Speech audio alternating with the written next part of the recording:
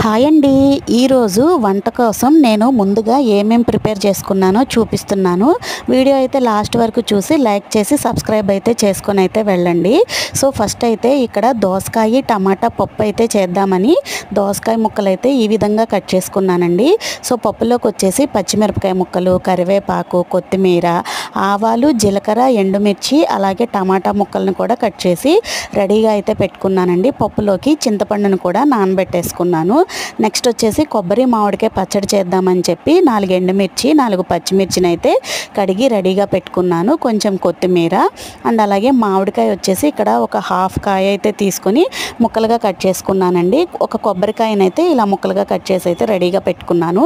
So పచ్చడి కోసం పోపు కోసం ఎండుమిర్చి, కరివేపాకు, జీలకర్ర, ఆవాలనైతే రెడీగా అయితే పెట్టుకున్నానండి.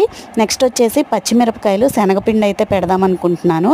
అందుకని ఇక్కడ సన్నగా ఉన్న కాయల్ని తీసుకొని శుభ్రంగా కడిగి ఇలా గీరైతే రెడీగా పెట్టుకున్నానండి. ఒక చిన్న కప్పు శనగపిండి, అందులోకి వచ్చేసి పసుపు, కారం, ఉప్పు అండ్ అలాగే వాము పొడి అండి. ఇదైతే ఒక స్పూనున్నర అయితే తీసుకున్నానండి. నెక్స్ట్ వచ్చేసి పప్పు అయితే కడిగేసుకొని కుక్కర్లో అయితే నానపెట్టుకొని రెడీగా అయితే పెట్టుకున్నాను.